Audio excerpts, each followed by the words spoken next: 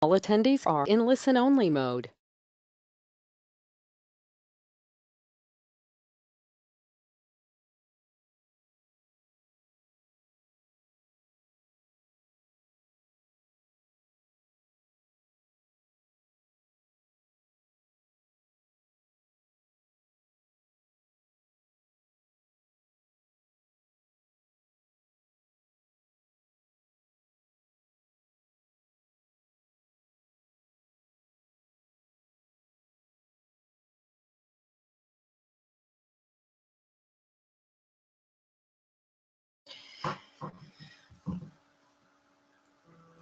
Good afternoon.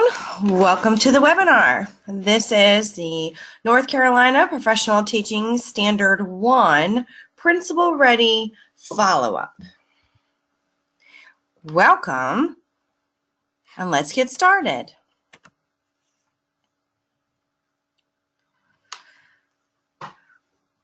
First, we're going to do a little bit of housekeeping to ensure that everyone can see and hear.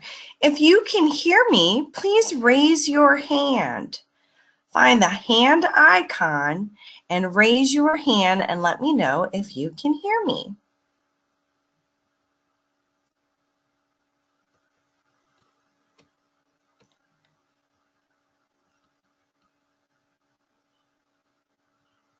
Fantastic. All right, let's make sure you can see the screen. Can everyone see the screen? Where it says NCEES GoToWebinar Housekeeping, and there is a picture of the GoToWebinar dock station with the icon hand. Raise your hand if you can see the screen.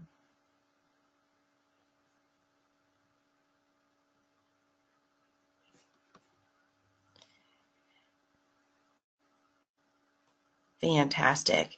Today we don't have any handouts in the handout section. A copy of the PowerPoint presentation and a recording of today's webinar will be housed on the NCEES Wiki at the conclusion of the webinar. Thank you for checking in on the housekeeping.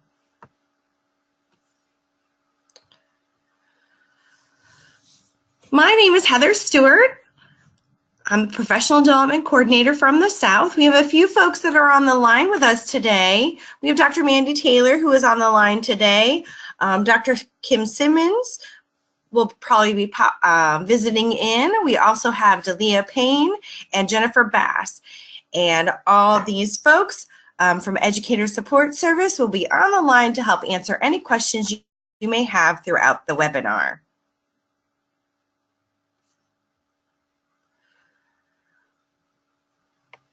Let's check in with our GoToWebinar norms. Please remember to minimize your outside distractions. Notify me or the others on the line helping if you are having any technical difficulties by raising your hand or also by using the questions bar. You can use the questions bar at any time to ask any questions you have about the technology or the content of the webinar. Our webinar outcomes today, we are going to talk about Standard 1, Professional Teaching Standard 1, and this is a follow-up from Principal Ready where we did a deep dive into Standard 1 and talked about the connections between Standard 1 and coaching in a coaching conversation in post-observation or for the professional development plan. So our outcomes today are to review the NCEES rubric and talk about language that helps us understand the rubric, capturing evidence and artifacts, discuss any questions and strategies for the Professional Teaching Standard 1, and share any information and resources about the teacher observation and evaluation. Again, this is gaining a greater understanding of the North Carolina Professional Teaching Standard 1 as it relates to coaching and as a follow-up from Principal Ready. If you participated in the Principal Ready session, you should get some new ideas. If you were unable to participate in that session, then this will still be helpful for you.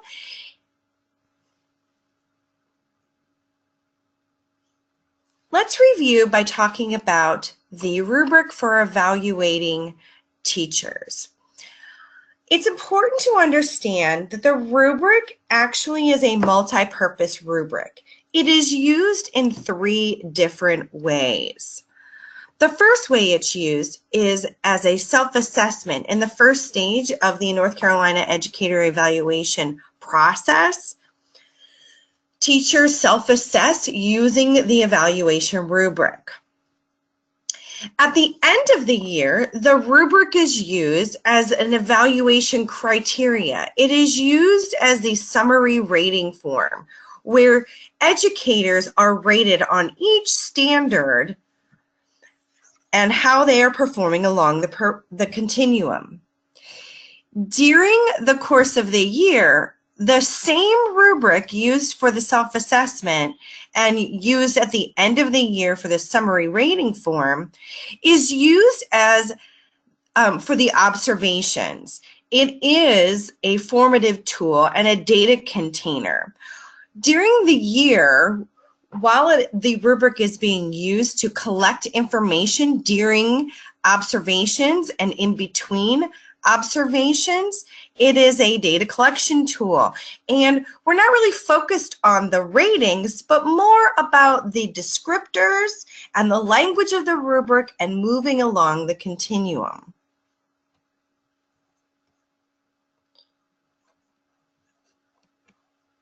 Okay, I see a couple hands. If there are any questions at this time, please feel free to post your questions in the questions bar.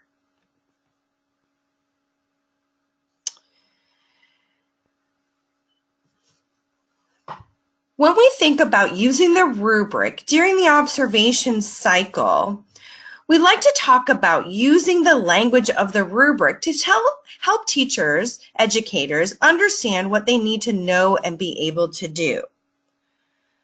The rubric itself has a lot of information. On the screen, you see an example of Standard 1, Element A, Teachers Lead in Their Classroom. What you'll notice here on the screen is that the description of the element is in the gray box. Then we have the ratings of developing, proficient, accomplished, distinguished, and then not demonstrated.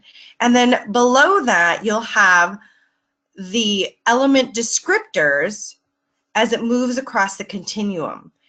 To help educators understand the progression, we think in terms of knowledge, action, interaction, and extension, meaning that the descriptors in developing are really the knowledge base. The words say understand. It's really about, do you know it? Under proficient, we're thinking about action. Do you show it? Under accomplished, it's that interaction. Is it visible in the actions of your students? And for distinguished or extension, is it visible beyond the instructional space of your classroom? So to really help educators understand how we move across the continuum and what the descriptors describe what should be happening, it's first, do you know it?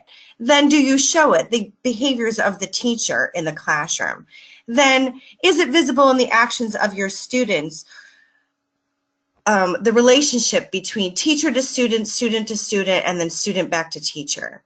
And then in distinguish or extending beyond the instructional space of the classroom is how do the educators influence others beyond the instructional space of the classroom, taking the ideas learned in the classroom, those strategies that are increasing student performance, and sharing those with other teachers and other educators so that they can take those ideas and use those in their classroom.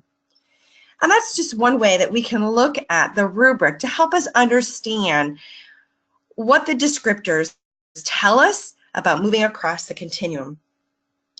It also helps us understand if you are a leader or an evaluator, how to notate in the form, and then at the end of the year, look at the summary rating and determine where someone might fall under each standard. Let's take a look at this screen.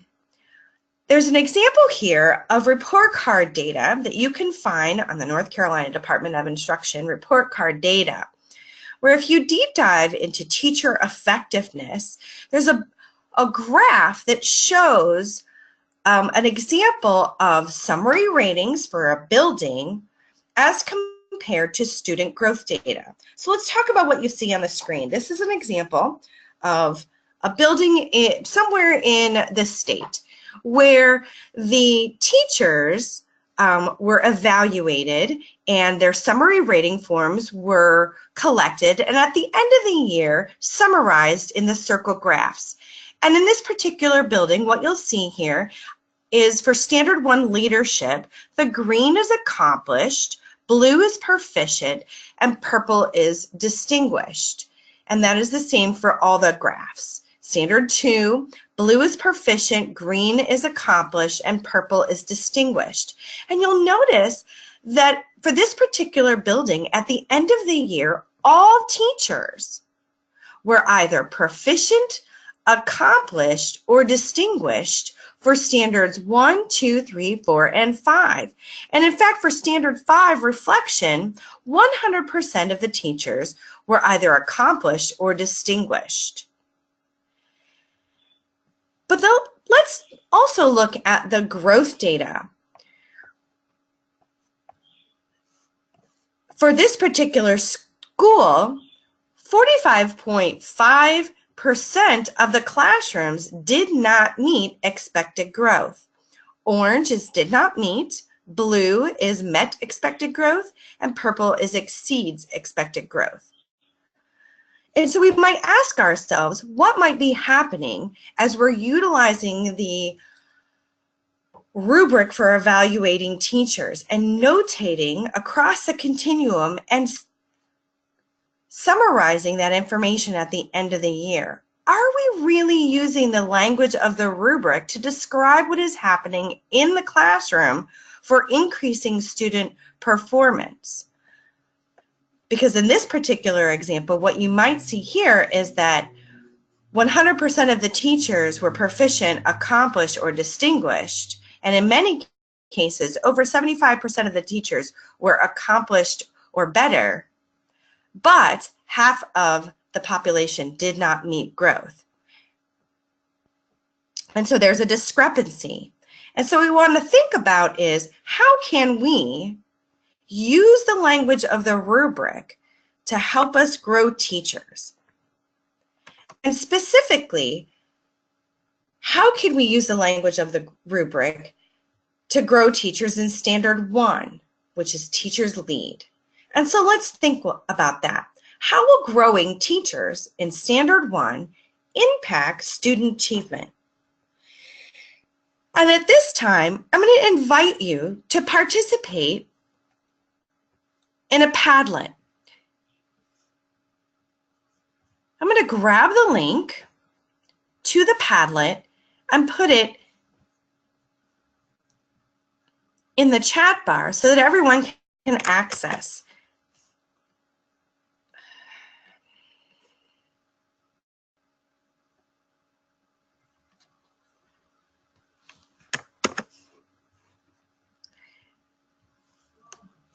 And so what are the benefits of growing teachers in Standard 1 for your students? And as you think about that and begin to share on the Padlet, we'll see some of the ideas pop up here. If you've never used a Padlet before, you simply grab a plus sign. It opens a box. You can give yourself a fake name or pseudonym, and then write your ideas. And so I might think that growing my teachers in Standard 1 will help them think about using data in meaningful ways.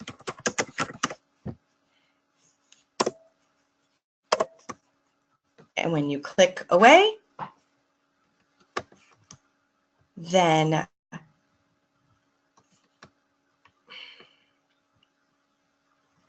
your thought will be posted.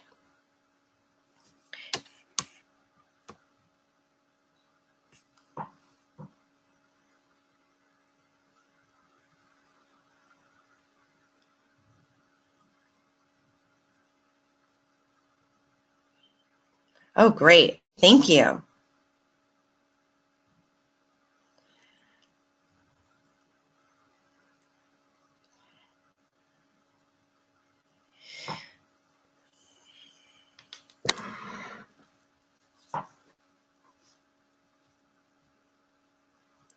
Excellent. We have some thoughts here about creating teacher-made tests and thinking about the alignment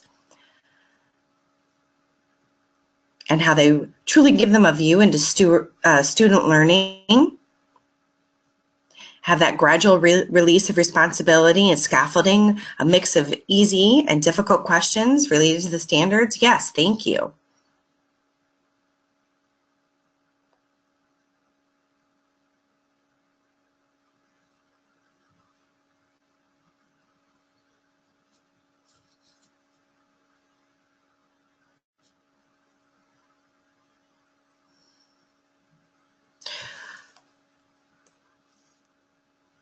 Please continue to add ideas,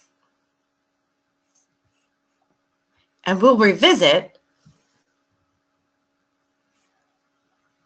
our ideas shortly. So we are thinking about what are the benefits of helping to grow teachers in Standard 1 and how will growing teachers in Standard 1 impact student achievement. So while you're thinking about that, let's take a look at Standard 1. And we want to use a lens of thinking about the language of the rubric and the information that is in the descriptors. And again, that progression across the continuum from developing to distinguished, and thinking about the connection between teaching and learning.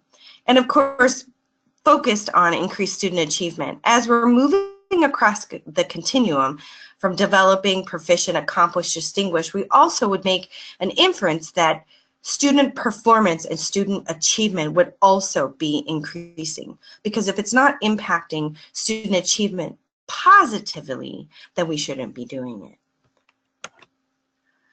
Standard 1 has 5 elements. Teachers lead in the classroom, teachers lead in the school, teachers lead in the profession, teachers advocate for school and students, and teachers demonstrate high ethical standards. When we take a look at the rubric and do a close reading, it gives us a lot of information about what we need to know and be able to do. If I read the gray box and the descriptors under proficient and accomplished, what I see is teachers lead in their classroom. Teachers demonstrate leadership by taking responsibility for the progress of all students to ensure that they graduate from high school, are globally competitive for work and post-secondary education, are prepared for life in the 21st century. Teachers communicate this vision to their students. They use a variety of data sources. They organize, plan, and set goals that meet the needs of the individual student and the class. They use a variety of assessment data, evaluate student progress, and make adjustments to the teaching and learning process. And they establish a safe, orderly environment and create a culture that empowers students to collaborate and become lifelong learners. Essentially, element A, teachers lead in their classrooms. The gray box and the language in the descriptors tell us how, by what. If I underline the key words and key verbs that are seen in the gray box and under the descriptors for proficient and accomplished, let's just focus there, what I get are these keywords and these verbs. I saw progress, 21st century, data sources, individual students, teaching and learning process. The verbs that tell us what to do. ensure, communicate, use, evaluate, establish, create, and collaborate. This gives me a lot of information about what I need to know and be able to do for Standard 1A. There are also two documents that are very handy to help me think about my practice. There is a questions document and an evidence document, and let's take a look at those. The links are on the PowerPoint presentation, and again, you will get a copy of the PowerPoint presentation posted on the NCEES Wiki space at the conclusion of the webinar. The questions document is called the NCEES Questions for Post-Observation Conference and Summative Evaluation. These are guiding questions that leaders can use to help teachers think about their practice. But for teachers, it's also useful to be thinking ahead of time as you plan your instruction. When I look at Element A, Teachers Lead in Their Classroom, there are a few questions listed here that can help me think about how I should be planning my lessons. What does globally competitive mean in your classroom? How are you preparing students for 21st century? What data sources do you use? How do you know your students are progressing? These questions help me think about my lesson planning and the intended outcomes of my lesson. The other document is an evidence document. This gives evidence for professional teaching standards 1 through 5. Both documents can be found on the NCEES Wiki space, and Mandy's probably posting it in the chat bar as we speak. As I scroll down, you'll see that each standard and element are listed. For Standard 1, Element A, Teachers Lead in Their Classroom, you'll notice that there are many bullet points listed here that describe pieces of evidence for Standard 1A, Teachers Lead in Their Classroom, like utilizing reading 3D data to inform instruction, developing lesson plans that show grouping and regrouping of students based on data, collecting and using data concerning academics, attendance, and discipline to drive classroom activities, and many more. I've gathered just a few on the slide deck to help me think about Standard 1A. When I'm planning for my lesson, I'm going to think about my data sources and how I'm progress monitoring. I'm going to look at the evidence pieces, and I pulled out a few, like using a formal system to collect and use student data to show artifacts and display how data was used, a data notebook, rubrics, conferencing with students. So in my lesson, I might use those ideas to help me plan. And for Standard 1A, if I want to learn a little bit more about how to do those things, maybe I'm new to the grade level or new to the content area, and I need more information. I can use this link here to the online modules that are located in the North Carolina Educator Evaluation System. We have a professional development system that aligns professional learning to the standards.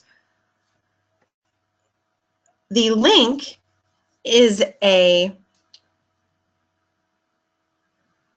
catalog of the courses that are housed in the NCEES system. This is just an outside web link that gives us the course catalog. You cannot register through this link. You'll need to sign in to your NCEES account and then register there.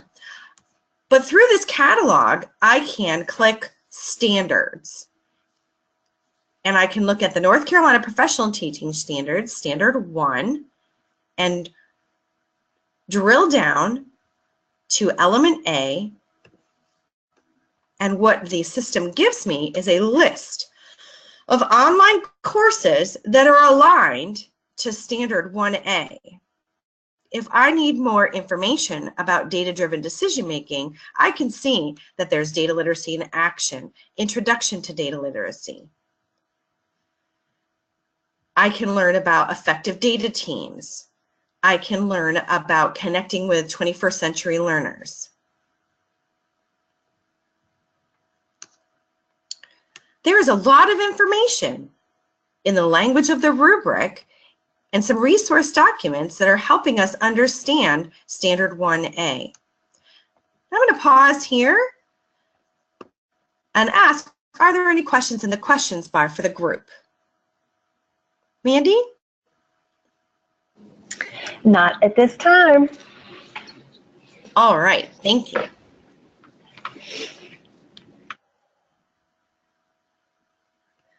Let's look at Standard 1B. Using the same process of a close read, looking at the gray box and the descriptors under Proficient and Accomplished,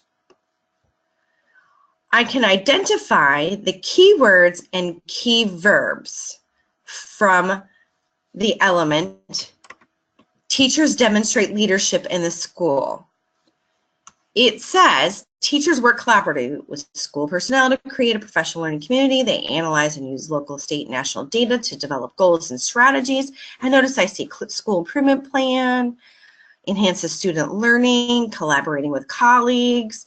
I see professional learning community. And so when I pull that together, the keywords from the gray box and the element descriptors, professional learning community, data, goals and strategies, school improvement plan, professional development, professional growth, colleagues, teacher working conditions, and the verbs collaborate, analyze, provide, participate. This is telling me that I need to, as an educator, collaborate with my colleagues, analyze data,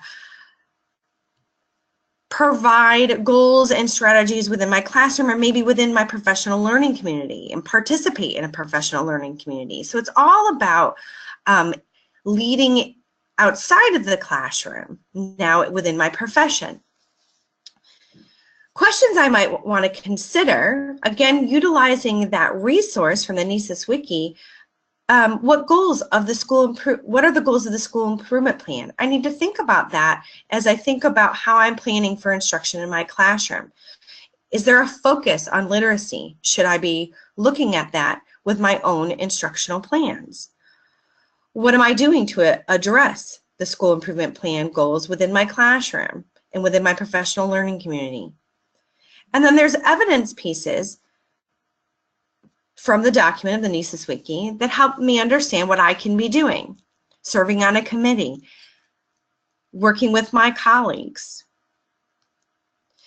And again, I can go to the online modules and learn more about Standard 1B and courses that are aligned to Standard 1B by searching through standards in the course catalog. And before we moved into doing a deep dive into the elements of Standard 1, I asked about growing teachers in Standard 1. And so let's go back to our Padlet and look at our ideas. Excellent. We see some ideas here. Someone mentioned school improvement plans. Working collaboratively. You were thinking the same things. At this time, I'm going to hand it over to Mandy to talk more with you about elements C, D, and E. Mandy? Thank you.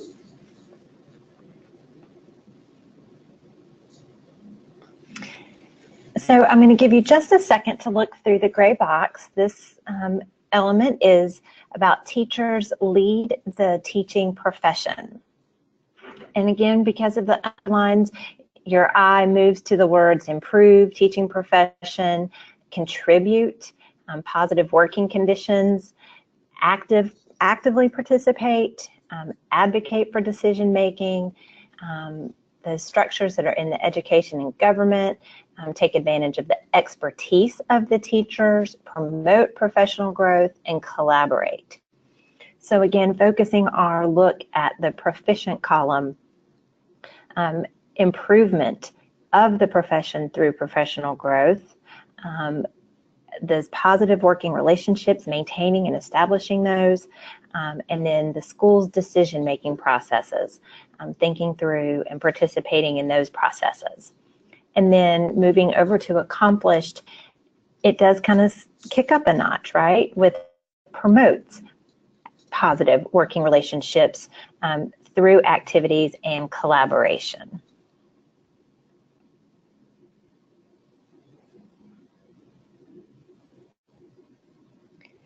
So again, on the left-hand side, you can see what that looks like when we pull together those key words and look at the verbs. Strive, contribute, participate, advocate, promote, improve. So some very strong verbs listed for this element.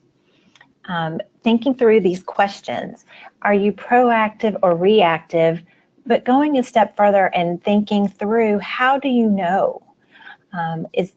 Do you find yourself being proactive in certain situations but reactive in others? So that could be a pretty insightful and reflective conversation.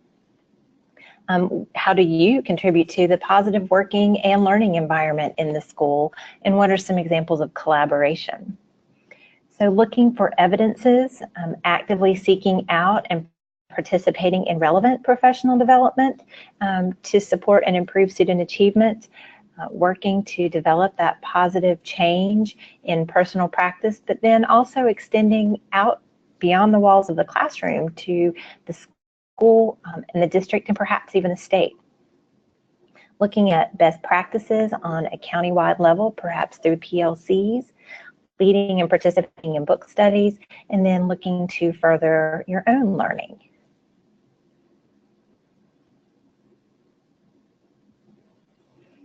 So when we look at D, teachers advocate for schools and students. We see that word, right? Advocate for that positive change, which involves participating in the implementation of initiatives to improve the education of students.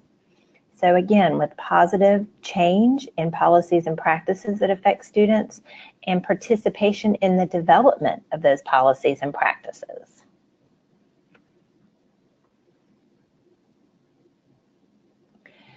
So again, we see, if we look just right to the verbs, we see some more of those strong verbs. Advocate, support, change, affect, participate, implement. And if we go back up to the key words, it gives us a frame for those verbs. We're talking about policies and practices here, different initiatives that support student learning. So when we look at the questions to consider, you know, just a thought, you know, what do you do? How would you handle a situation where there may be some negative comments about the school in the community? Have there been situations where solutions have been brought to the school by you? And then what initiatives do you support in education? And thinking through the evidences, supporting extracurricular activities, perhaps engaging in grant writing, serving on community-based committees, promoting district ideas and school practices within the community to help spread understanding and awareness, and then providing correct information in situations where maybe there's some negative or misinformation in the community.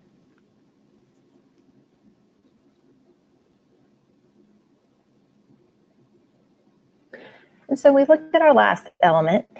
Teachers demonstrate high ethical standards. So the first verb there, demonstrate, and then there is a listing of what those principles could include: honesty, integrity, fair treatment, and respect for others. And additionally, teachers uphold the Code of Ethics for North Carolina educators, as well as the standards for professional conduct.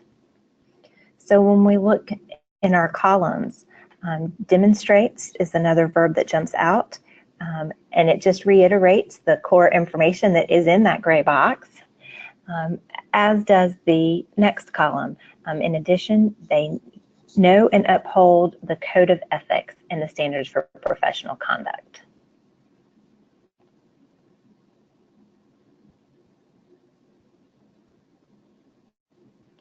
So we see those words echoed again from the gray box throughout the proficient and the distinguished columns.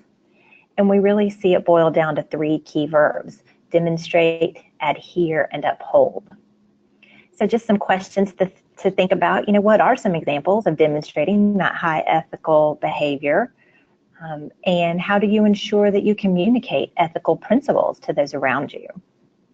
And so some evidences that you might look for: holding colleagues accountable for being positive, leading faculty discussions or grade level discussions about an issue, speaking with administrators directly, or intervening if there's any concerning inappropriate conduct. Also looking for opportunities to assist a colleague who may not be demonstrating that ethical behavior, and perhaps an evidence is refraining from making negative comments about children, parents, or colleagues.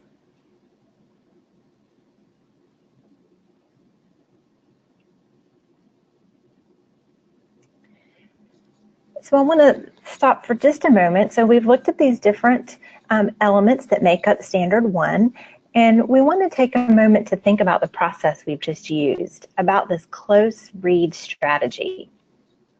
When you look through at a very fine-grained level, what do these key words and verbs tell you about each element?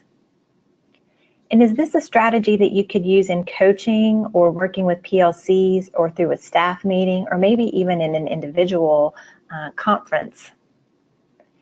And if you would like to share any ideas about using this strategy, or if this is similar to something that you do, or if you already use this strategy, we would love to hear from you. If you could just put those ideas in the questions bar, feel free to do that now, and as we move through the next few slides, we would just love to hear your thoughts about this strategy. And Heather, while those are coming in, I'll also pause for a moment to see if we have any questions. We do not. All right, thank you.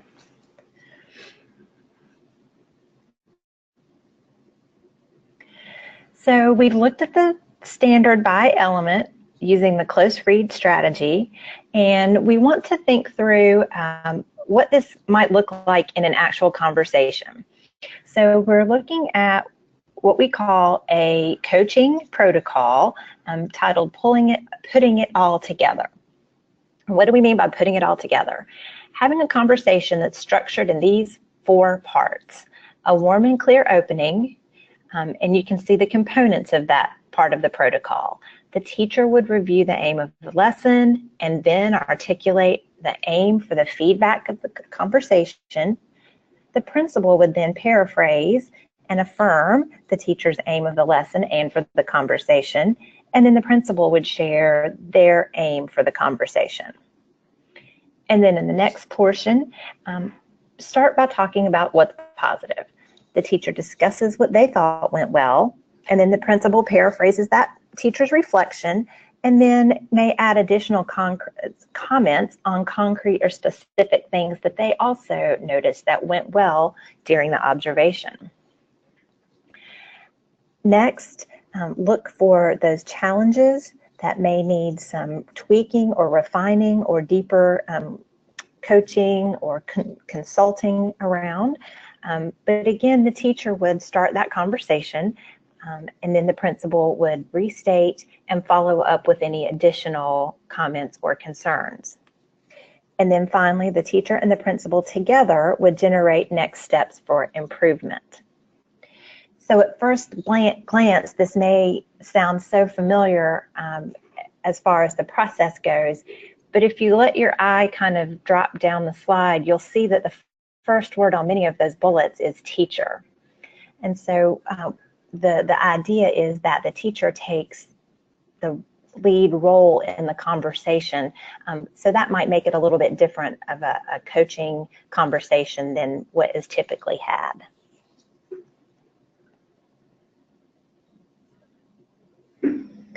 So we want to take that process of the putting it all together protocol and look at what a conversation about Standard 1 might look like between a teacher and a principal. What would the teacher say? How does the principal respond? Specifically focused on Standard 1.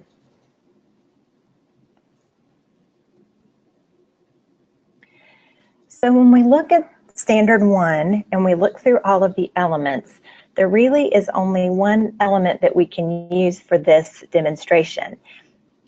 Element 1A is the only element that has a dimension to it that is observable within the context of the classroom.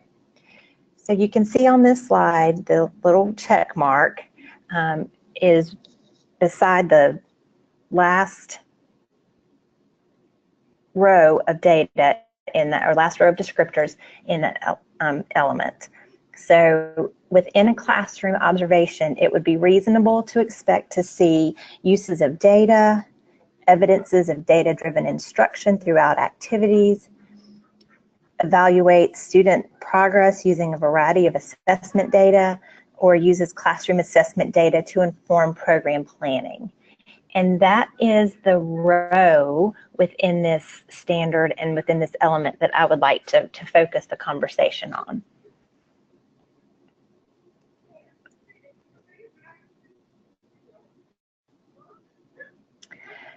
So I want to provide a little bit of context about that.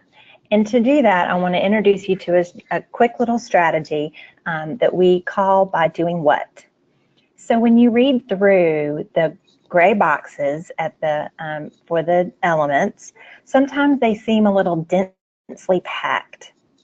But if you ask yourself after you read each sentence by doing what, you can quickly drill down to what the standard, what the element is asking the teacher to do. So if you look at the bold, teachers lead in their classrooms. Well, by doing what? If you look at the first sentence, it says demonstrate leadership by taking responsibility for the progress of all of their students to ensure their actions, which I can't remember exactly off the top of my head there. Heather, could you click the back button for me, please? Thank you. To ensure that they graduate from high school, are globally competitive for work, and you see the rest of the standard there. But that doesn't really give us, they demonstrate leadership by taking responsibility, but what does that look like? So now, Heather, if you'll click one more time for me, please.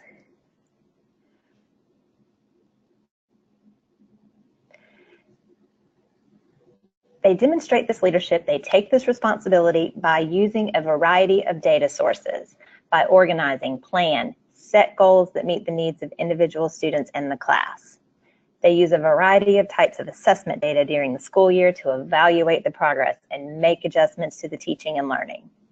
And then the last sentence, they establish that safe and orderly environment and create a culture that empowers students. So that's what this standard, this element is expecting teachers to do.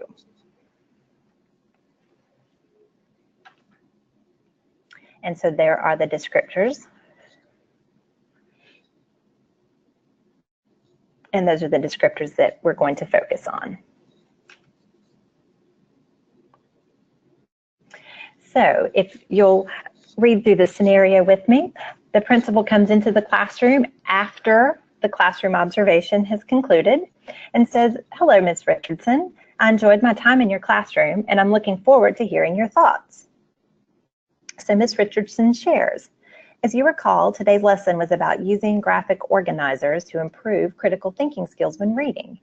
I realized when I looked at my benchmark data that students had a really hard time with character development.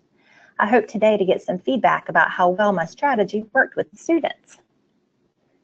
Principal, what I heard you say is you'd like some feedback on how well the graphic organizer in the lesson supported critical thinking. How do you think the lesson as a whole worked? Well, I thought I modeled the use of the graphic organizer pretty well. There were a few questions when the students were working on their own and in their small groups. They were able to complete the task accurately by the end of the practice time. Almost all of my students could explain to me the parts of the organizer and what information went in which boxes, but I'm not sure they understood how it could help them describe characters better. I plan to use this graphic organizer when I conference with students to see if they understand how this process helps them understand character development.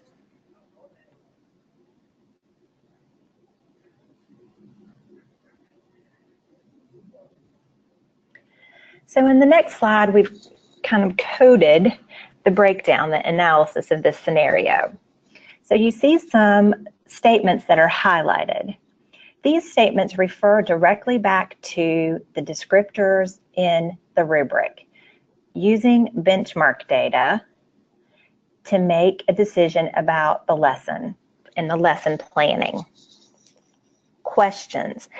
So using feedback from students during the lesson, another type of data that a teacher can collect during the lesson. Able to complete the task accurately, some formative assessment data that can be collected during the lesson. Students could explain, again, another type of formative assessment. I plan to use this graphic organizer when I conference with students. So here is another piece of evidence that can be collected in a future lesson. So using data, using the information gained during the lesson to plan for the next lesson. The pieces that are underlined are evidences that are of types of assessments, questions that the students had. The graphic organizer and being able to complete it, that could be a type of assessment. Being able to explain. And then again, that conferencing with students, that could be that a demonstration of their understanding.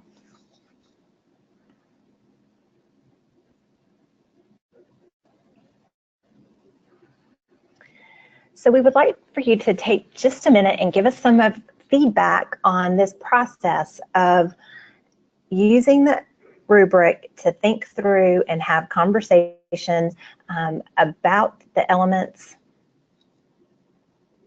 in the rubric. What are your thoughts on the protocol, the idea of having teachers lead the conversation and provide information that the principal then responds to and extends? So any feedback about using the rubric to guide that conversation, and any feedback about the protocol, the process of having the conversation?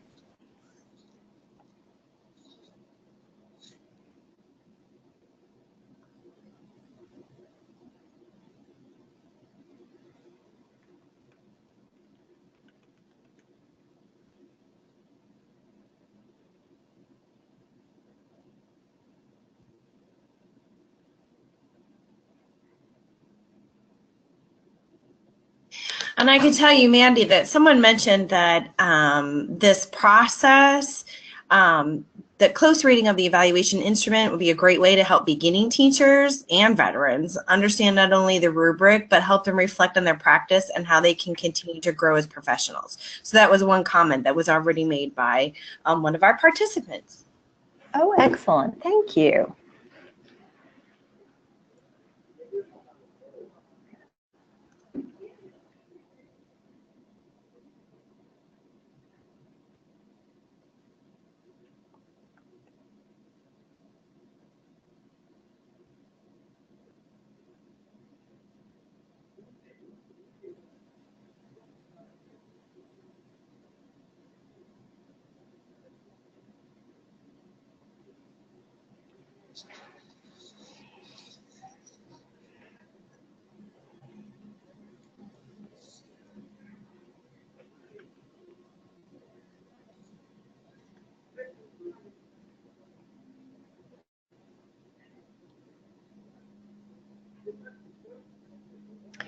Good, thank you. We're getting some comments coming in and some acknowledgement that this is a change in thinking. Having the teachers start the conversation is a different way to approach the feedback conversations and the planning for moving forward. While at the same time, I think the comments right next to the change in thinking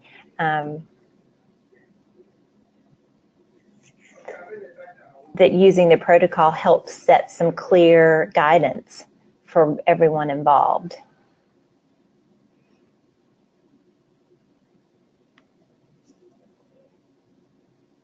All right, thank you. And please feel free to continue to put those ideas in the Padlet.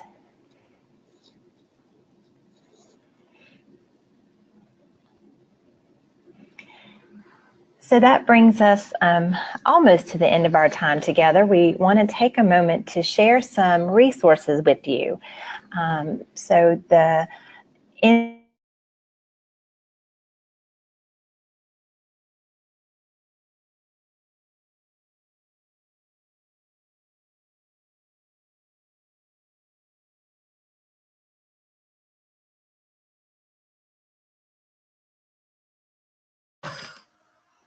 And on the screen, you'll see that there are some resource links that you can use to help you think about how to move teachers across a continuum around leadership. There's a live binder about teacher leadership. There's some wiki spaces and training spaces around teacher leadership competencies, skills and framework, improving school leadership toolkit. There's a couple articles that are listed on the screen about how to be a teacher leader and the many faces of teacher leadership that are also very useful.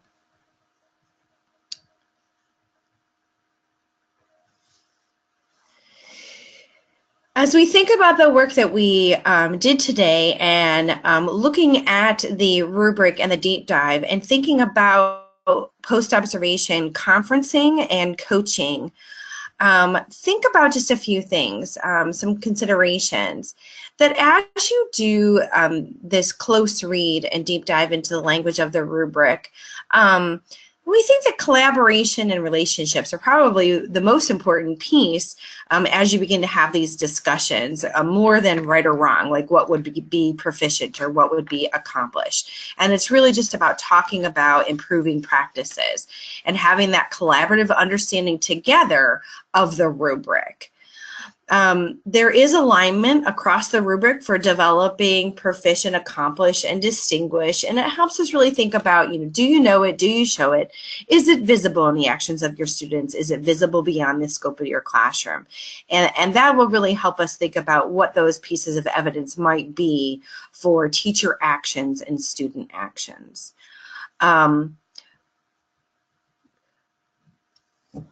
The process as a whole is about improving performance and the well-being of teachers and students, and that we also recognize that for each building or system, you have changing priorities based on your school improvement plan or your district improvement plan, and you might be updating look-fors, and what might be a piece of evidence on the documents that we shared with you might not be one that you're using at this time, and that you have other look-fors. And so again, having that discussion and making those decisions together is really important. On the screen, we've linked again the evidence resource and the post-observation conference resource to help you with your thinking through each of the standards, not just standard one.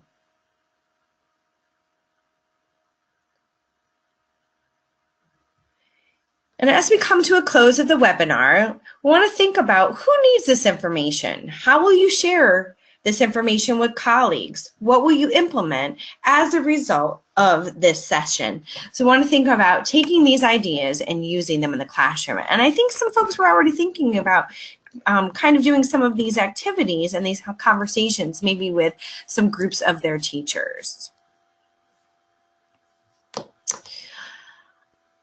I'm going to take a minute to pause here and see if there are any questions from anyone online.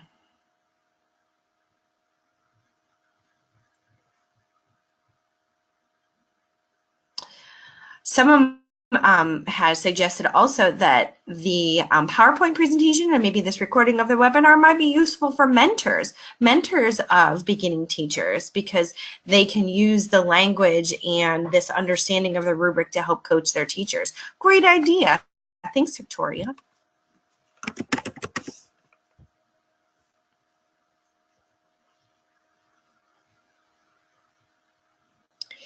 As you think about any questions you might have, I want to share with you that we do have a few more webinars coming up, and on March 20th will be a webinar facilitated by Dr. Kim Simmons about millennials versus Gen Xers, understanding the generational diversity and how that looks in the classroom, and maybe coaching for teachers. Also, we'll be looking, continuing our deep dive webinars with Standard 4, elements E through H. We've already done A through D. And also a deep dive webinar into the North Carolina School Executive Standard 4, Human Resource Leadership. The dates and times are listed on the screen, as well as a registration link. You can find that on the NCEES Wikispace or linked from this PowerPoint presentation, which will be linked in the archived webinars. We are going to stay on the line for any additional questions that you may have. Thank you so much for participating with us today, and this concludes our webinar.